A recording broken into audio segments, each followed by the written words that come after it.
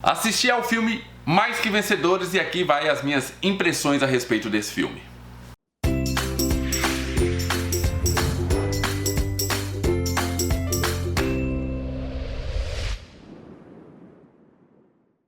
Olá pessoal, sejam muito bem-vindos ao canal Livros e Teologia. Meu nome é Rafael Pablo e hoje então eu vou falar sobre as minhas impressões sobre esse filme Mais Que Vencedores. Na última quarta-feira, dia 27, eu estive ali no cinema junto com o pessoal da minha igreja, nós assistimos a esse filme e aqui vai as minhas impressões. Dois avisos importantes. Primeiro, estou gravando esse vídeo com essa camiseta aqui como forma de afrontar a Bruna lá do Intervalo Literário, que colocou defeito na minha camiseta, falou que ela estava muito gasta, esse tipo de coisa, criticou a camiseta do Doutor Estranho. Então isso é uma afronta mesmo à crítica da Bruna. Segunda coisa é o seguinte, esse vídeo vai ter duas partes, a primeira parte é totalmente sem spoiler, na segunda parte aí sim eu vou falar sobre algumas cenas do filme e aí vai rolar muito spoiler, mas fica tranquilo que eu aviso na hora que for começar a fase com spoiler. Vamos começar com a história básica desse filme. A história vai contar sobre a vida de John Harrison, um treinador de basquete de uma escola municipal de uma pequena cidade ali nos Estados Unidos. Ele é professor de história e também treina a equipe de basquete. Mas tudo muda quando a fábrica que basicamente sustenta aquela cidade ali decide fechar. E aí o que acontece? Muitos dos moradores dessa cidade vão para outra cidade. E aí o que acontece? Ele perde toda a sua equipe de basquete. Ele é o treinador de basquete e ele estava muito empolgado porque no próximo ano parece assim que eles iriam dar conta de ser campeões. Mas com o fechamento dessa fábrica e a mudança de diversos moradores dessa cidade para outras cidades, ele acaba perdendo a sua equipe de basquete ali, o time de basquete, porque muitos desses jogadores estão indo para outras cidades. E aí o que acontece? Ele é desafiado então a treinar a equipe de cross country dessa escola. O que é cross country? É um tipo de esporte onde as pessoas correm 5 km, mas essa corrida é feita no meio da mata, no meio ali dos morros e tal. Então é uma corrida assim ao ar livre, ok? São 5 km que a pessoa tem que correr no meio ali das montanhas, dos montes e assim por diante. Pois bem, ele descobre, o John Harrison, que na verdade não existe equipe de cross country. Quando ele faz ali a convocação para as pessoas comparecerem, apenas uma pessoa comparece. Essa menina é a Hannah Scott e ela tem asma. Isso mesmo, é uma menina que quer correr, mas tem asma. Ou seja, no meio da corrida ela vai ter que usar a bombinha para não desmaiar. Vocês vieram pro teste? Não, senhor, só estamos conversando. Você veio pro cross country? Sim, senhor. Só uma menina apareceu e ela tem asma. Ah, quer dizer a Hannah Scott. Você gosta de correr? É a única coisa que eu sei fazer. Por que competir só com uma corredora? Uma corredora importa.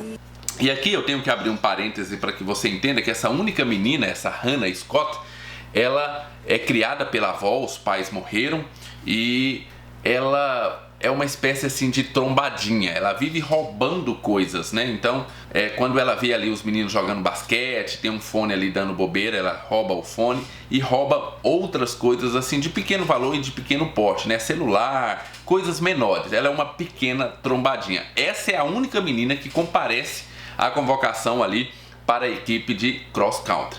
Bem, no início o treinador não quer dar continuidade, fala para a diretora que não tem como, afinal de contas uma única pessoa apareceu para treinar e essa única pessoa ainda tem asma, né? Como ele vai treinar uma menina para correr que contém asma? Mas ele é persuadido pela diretora da escola a continuar treinando essa menina. Muito bem, essa é a premissa do filme.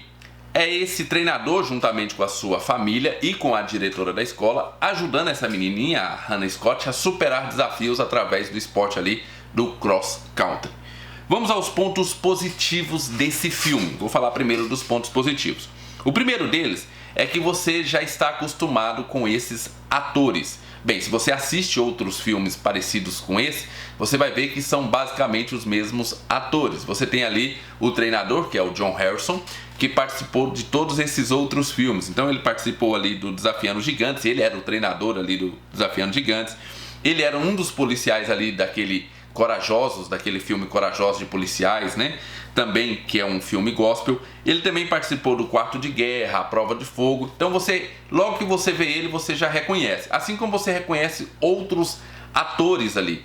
E isso cria uma proximidade com o filme. Você já está acostumado a ver aqueles atores atuando basicamente nesses mesmos papéis. Então logo que você vê, isso já conecta você ao filme muito rápido, porque você já está acostumado a ver esses atores fazendo esse tipo de papel. E isso é muito bom. Uma coisa que eu descobri fazendo uma pesquisa para esse vídeo é que esse John Harrison, que é esse ator que faz o John Harrison aqui, o treinador, na verdade ele é o diretor, ele é o roteirista e em alguns outros filmes também é o produtor. Então nesse Quarto de Guerra, Desafiando Gigantes, foi tudo ele que dirigiu e escreveu, além de atuar nesses filmes. Eu não sabia que era ele. Ele é pastor também nas horas vagas, por assim dizer. Outra coisa que eu gosto nesses filmes é que o evangelho é pregado de forma explícita e direta. O evangelho não é só um pano de fundo. O filme é feito para transmitir a mensagem do evangelho, pelo menos uma parte da mensagem do evangelho. Então, você vai ver durante o filme, as palavras que são utilizadas são palavras de evangélicos. Então você vê claramente eles falando sobre pecado, falando sobre vida, morte e ressurreição de Cristo de forma explícita e não de uma forma vergonhosa. E eu acho até que a forma que eles falam é realmente a forma que nós falamos. É explicitamente, não é subentendido. Então, isso eu gosto muito nesses filmes, porque eles vão falar de pecado e eles falam e utilizam a palavra pecado. Não falam falhas, pequenos deslizes, nada disso. Eles falam claramente pecado, eles falam claramente sobre a ressurreição de Cristo. Então, isso é muito bom nesses filmes, porque você não vê em outros filmes dessa forma. Esses dias atrás eu estava vendo ali na sala, né, com a minha esposa, uma parte daquela novela da Globo, que parece que houve um pessoal que se converteu, né? Eu vi que foi o Reinaldo Gianecchini que tinha se convertido. Que coisa grotesca! É sinal de que aquelas pessoas não têm ideia de como funciona e de como é o evangelho. Você vê assim que literalmente eles não têm nenhuma ideia de como nós cristãos falamos, de como é feito a conversão e de como se dá a conversão, né? É tudo muito caricato. Aqui no filme não. No filme eles fazem de forma muito mais próxima do que realmente é o evangelho, do que é a conversão. E isso é muito bom. Não existe medo de falar, por exemplo, a palavra pecado. Outra coisa desse filme que é muito bom são as cenas emocionantes do filme. E deixa eu te falar, se você for ao cinema assistir a esse filme, prepare-se para suar bastante pelos olhos, porque tem muitas cenas assim, cenas realmente emocionantes, cenas que vão te levar a chorar. Bem, eu sou muito mole para isso, eu já chorava bastante nessa questão de filme. A partir do momento que eu tô ficando mais velho, eu tenho percebido que eu tenho ficado mais mole a respeito disso. Então, você vai, se você for como eu, você vai se emocionar bastante, vai chorar bastante em algumas cenas ali. E são várias cenas emocionantes.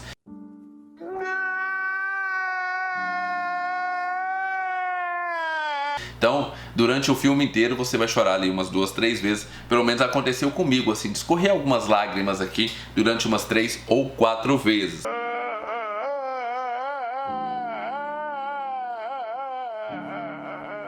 Então o filme te emociona pra valer. E as cenas que são cenas feitas para te emocionar são bem feitas, são muito bem feitas. Elas te emocionam de verdade, você entra mesmo no filme e você se emociona junto ali com os personagens. Muito bem, pessoal, chegou a hora de comunicar a vocês o ganhador do sorteio da semana passada. Na semana passada nós estávamos sorteando esse livro aqui, ó, Simplesmente Crente, do Michael Horton, editora Fiel, e o ganhador foi o Joselino Bento. Joselino Bento, você foi o ganhador desse livro aqui. Bem, você já deve estar sabendo, mas caso ainda não esteja sabendo, basta você enviar um e-mail para livrositeologia@gmail.com com o assunto ganhador do sorteio, ok? E aí você envia todo o seu endereço completinho lá, com CEP, bairro, tudo certinho, para nós enviarmos esse livro para você, ok? E aí, daqui um pouquinho eu vou falar a respeito do livro e do sorteio dessa semana. Muito bem, agora vamos para os pontos negativos. E aí eu vou dizer pontos negativos não só desse filme, mas também de outros filmes parecidos com esses, filmes gospels, né? O primeiro ponto negativo que eu tenho a respeito desses filmes são as coincidências forçadas. Meu Deus do céu, como realmente os roteiristas, e nesse caso eu descobri que é esse ator que é o roteirista, né? não sabe criar coincidências mais naturais. As coincidências são sempre muito abruptas e rápidas, assim, jogadas na sua cara, entendeu? Então você perde um pouquinho, você forçou a barra aí. Essa coincidência feita dessa forma é muita forçação de barra. Então o roteirista, né, deveria aprender um pouquinho a colocar coincidências mais naturais, coisas que acontecessem e que quando você visse, fala, nossa, olha só, esse cara é o cara, sabe? Não acontece isso no filme. As coincidências são jogadas na sua cara assim e muito forçada. Caramba, sério mesmo que uma coincidência desse tipo acontece assim cotidianamente na vida desses personagens? Então, quando você vê essa coincidência dessa forma, você é arremetido para fora do filme. Você tá ali junto com o personagem, mas na hora que vê aquela coincidência forçada, você fala, isso na vida real não aconteceria desse jeito. Eu vou falar mais um pouquinho a respeito de como essas coincidências acontecem nesse filme, lá quando eu for falar com spoilers, ok? Eu vou dar a demonstração e exemplificar como a coincidência é forçada. Esse é um primeiro ponto negativo, não só desse filme, mas de todos esses filmes gospels. Eles forçam a barra na coincidência. Segundo ponto negativo, o imediatismo da transformação de vida. É incrível como os personagens tiveram uma vida inteira no mundo, fazendo coisa errada, né? Tendo hábitos errados, e aí quando conhece o Evangelho, é assim, é instantâneo. A transformação de vida, ele não passa por um período de adaptação ao Evangelho, de conhecer o Evangelho, de lutar contra os seus pecados, de lutar contra os seus hábitos antigos. Não. É assim, conheceu o Evangelho hoje, amanhã virou um anjo, entendeu? Amanhã já está fazendo tudo, já está reparando os erros do passado de uma forma assim, muito forçada. E isso é muito ruim. Por quê? Porque dá a impressão de que isso acontece na vida real, quando na verdade, na maioria das vezes não acontece. Tá, uma ou outra exceção pode acontecer de alguém que era realmente, né, um Paulo e caiu do cavalo e logo ele retornou e virou um pregador do Evangelho. Sim, existem transformações instantâneas, mas o que eu estou dizendo é que na maioria das vezes a conversão não se dá dessa forma. Na maioria das vezes a conversão ela é paulatina, a pessoa vai aprendendo, vai lutando contra os seus pecados, vai lutando contra os seus hábitos anteriores e aí ela então passa uma vida inteira lutando contra isso, né? Se aprimorando no Evangelho.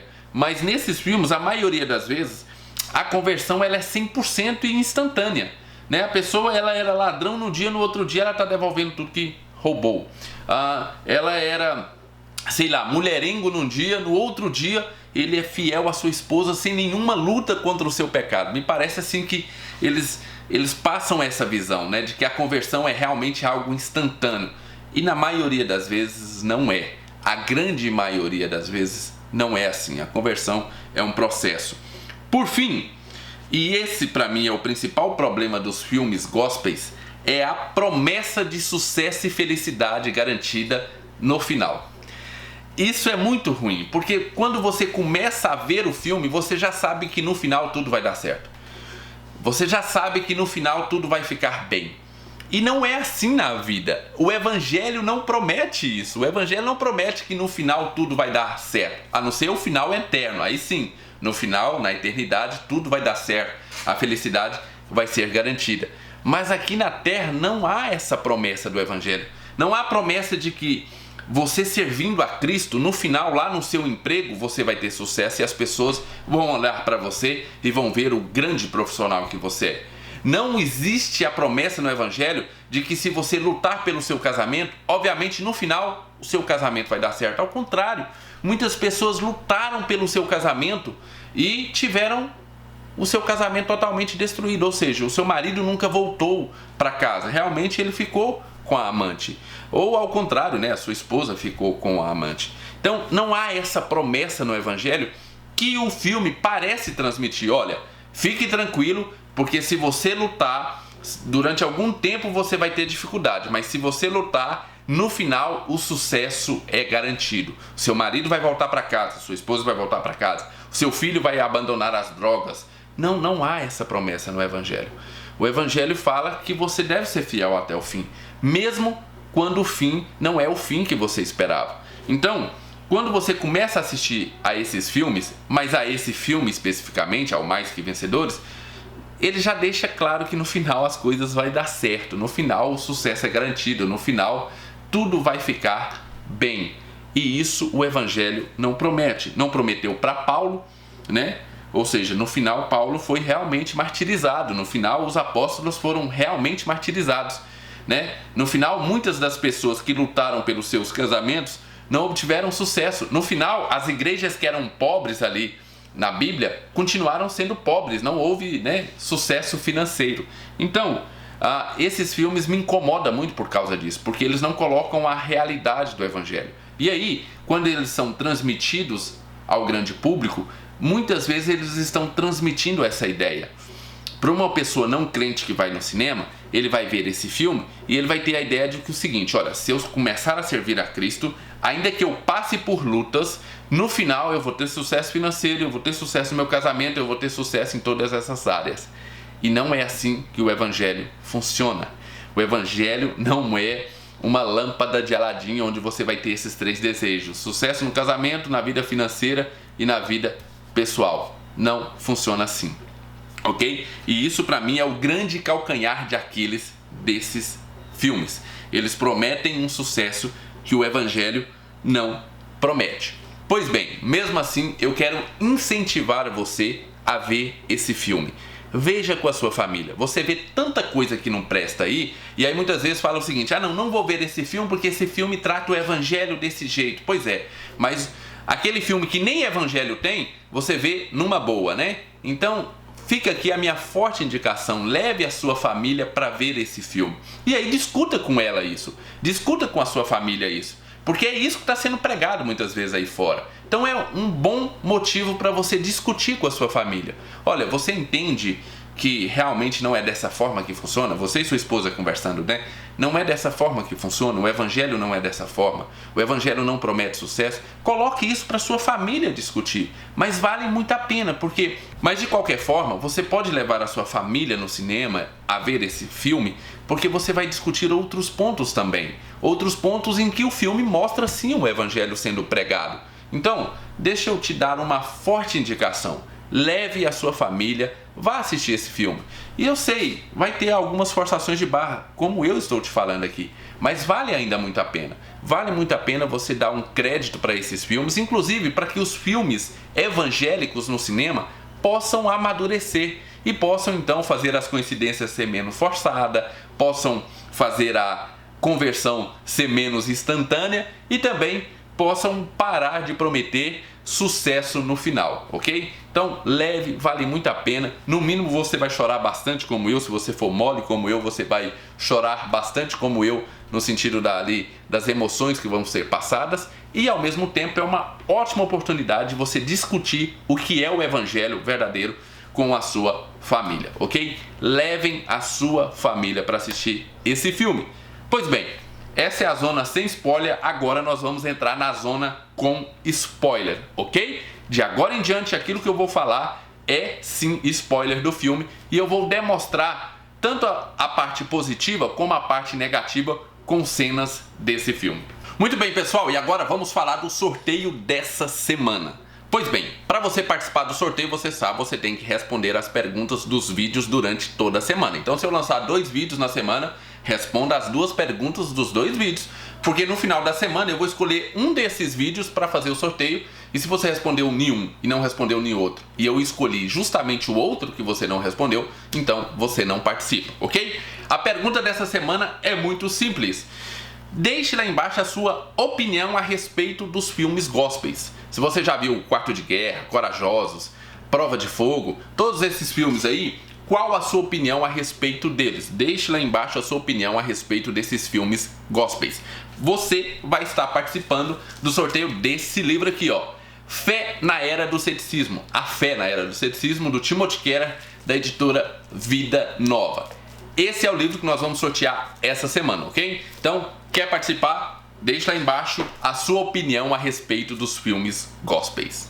Muito bem, nessa zona de spoiler eu quero colocar aqui pontos positivos e pontos negativos, mas exemplificar com cenas do filme para que você entenda o meu ponto de vista. O primeiro deles é a questão da família do treinador. Que família linda, hein? E aí é que eu digo, isso ao mesmo tempo que é um ponto positivo, é um ponto negativo.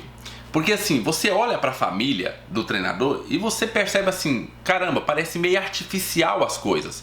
Os filhos, né, são estudiosos e obedientes. A esposa, mesmo depois de ser maltratada pelo treinador, volta até ele, se desculpando com ele. E aí você, que é casado e que tem família, você sabe que as coisas não funcionam assim. E aí isso te tira um pouquinho do filme, te distancia um pouco do filme. Tipo assim, cara, não acontece dessa forma. Eu sei, talvez em algum lugar do planeta as discussões, os filhos sejam daquela forma. Mas o cotidiano normal que eu e você vivemos e que nós conhecemos não é daquela maneira. E aí isso te afasta um pouquinho do filme. Então nós temos ali a cena, né, dele brigando com a esposa entra pra dentro um pouco chateada, daqui um pouco a esposa volta e aí vai conversar com ele e diz pra mim aquilo que todo homem gostaria de ouvir da sua esposa, e uma cena muito bonita inclusive, mas normalmente não é assim que as coisas funcionam, nem a briga nem a reconciliação. E aí, por que eu digo que tem um lado bom e um lado ruim a respeito disso? O lado bom é que você vendo aquilo, você olha e fala, ó, deve ser dessa forma que nós devemos dirimir os nossos conflitos dentro da nossa família. Isso seria o recomendável. Você olhar para aquela cena e falar, olha, é dessa forma que eu quero que a minha família resolva os problemas. Ok, então coloca aquilo como objetivo. Isso é um lado bom. Mas como eu disse, ao mesmo tempo é ruim porque você olha e fala, bem, não é assim que acontece na maioria das vezes. Tanto a briga como a reconciliação, ou mesmo a forma como a família age, normalmente não é dessa forma que no dia a dia se dá as relações familiares. Os conflitos são muito mais intensos, os perdões muito menos divino, né, no sentido assim de uma cena muito bonita de perdão e de reconciliação. Então, ainda que eu entenda que o filme tenha essa licença poética, como é um filme que está tentando demonstrar como é a vida de uma família cristã, muitas vezes esse tipo de cena dá a impressão de, olha, se você não consegue fazer dessa forma dentro da sua família, talvez você não seja tão cristão como eles são. Então, esse é um primeiro apontamento que eu gostaria de fazer. Uma coisa que eu gostei, e aqui é um ponto positivo do filme, é a respeito do próprio treinador. Você percebe que ele é um bom homem, mesmo antes da transformação lá, mesmo antes dele conversar com o pai da Hannah, e o pai da Hannah perguntar para ele o que definia ele e tal. Mesmo antes de ter essa transformação, ele é um bom homem. E eu gosto disso, porque normalmente nesses filmes gospels, se a pessoa não encontrou a verdade ainda, como ele só iria encontrar, pelo menos num sentido mais profundo, depois dessa conversa com o pai da Hannah, ele é um homem mau. Então, só existem homens bons se forem cristãos. Bons no sentido terreno, não no sentido divino, ok? E não, ele já era um bom pai, ele já era um bom esposo, ele já era um bom professor, ele ajudava ali o cara do teatro, né? E ainda que com relutância, ele aceitou o desafio da diretora de treinar a equipe de cross country. Então, ele já era um homem bom, mas eu acho que isso foi muito bom no filme. Foi quando ele percebeu que apesar dele ser bom e até um cristão, ir na igreja e tal, ser cristão não definia quem ele era. E a conversa que ele tem com o pai da Hannah, aquele diálogo do pai da Hannah perguntando o que definia ele, e ele falando que era um pai, um esposo, um professor, e ele vai falando várias coisas e por último ele fala que era cristão. E aí o pai da Hannah fala para ele, olha, você deixou por último aquilo que deveria vir primeiro. Aquilo que deveria definir você de verdade é que você segue a Cristo e não as outras coisas. E aí ele cai em si e fala, caramba, eu estou deixando que outras coisas me definam, ao invés de ser um cristão me definir como homem. Isso foi muito bom. Essa parte do filme eu gostei bastante, gostei muito daquele diálogo. Aquele diálogo pode ser mostrado ali na sua célula, pode ser mostrado em um grupo de estudo de homens. Muito, muito bom aquele diálogo quando ele cai em si e percebe que aquilo que ele está colocando em primeiro lugar não é o que deveria ocupar o primeiro lugar. Terceiro ponto que eu quero apontar aqui é justamente quando eu disse que as coincidências nos filmes gospels são muito forçadas. Nesse caso aqui desse filme, o Mais Que Vencedores, tem duas coincidências que fazem parte praticamente da mesma cena ali, que é muito, muito forçada. O John Harris vai visitar, né, um senhor que está internado, alguém da igreja dele que está internado e tal, e aí ele não pode entrar na hora e tal, e aí ele esbarra numa porta e entra dentro de outro quarto. Quando ele entra dentro desse outro quarto, ele vai conhecer um senhor que está ali na cama, cego, e começa a conversar com aquele senhor, e aquele senhor também correu cross country. Na verdade, foi até campeão, se não me engano, 3º lugar no estadual de cross country. Essa coincidência por si só já é meia forçada. A maneira como ela foi no filme é um pouco forçada. Um pouco porque eu estou sendo gentil com o filme. É muito forçada. Sabe? Tem que ter uma outra forma mais criativa do roteirista criar esse tipo de coincidência, né? Como é que o John Harrison ia conhecer esse senhor que era corredor de cross country? Existia diversas maneiras de fazer isso, mas escolheu um esbarrão numa porta, entrar, começar a conversar e descobrir que o cara era corredor de cross country. E aí o John Harrison volta, né, ali constantemente para pegar informações, afinal ele mesmo não sabe nada de cross country. E aí vem a maior forçação de barra, que é justamente quando nós descobrimos que esse senhor ali, deitado, que está cego, que está nos seus últimos dias de vida ali, naquele hospital, é o pai da Hannah, que foi embora e que a Hannah pensa que está morto. Meu Deus. Então assim, quando nós descobrimos isso, pelo menos eu, como eu descobri isso, quando eu vi essa cena no cinema, eu falei, caraca, mas que forçação! O cara esbarrou na porta, o cara era corredor de cross country, porque não é só porque ele era pai da Hannah que ele tinha que ser corredor de cross country, e ao mesmo tempo eles descobrem que está treinando Não, muito forçado. É aquilo que eu digo, o filme é bom, mas quando tem essas coisinhas, ele te arremete para fora do filme. Você fala, não, isso não acontece. Na vida real, não acontece desse jeito. Acontece coincidências, mas não dessa forma, sabe? Ou pelo menos é muito excepcional acontecer dessa forma. E aí você acaba saindo um pouco do filme. Coincidência de encontrar o pai da Hannah dessa forma foi muito forçada. Outra coisa nesses filmes de gospels, né, que deveriam aprender a filmar e deveriam aprender a fazer, é a questão ali daquela torcida pela Hannah. Você já viu?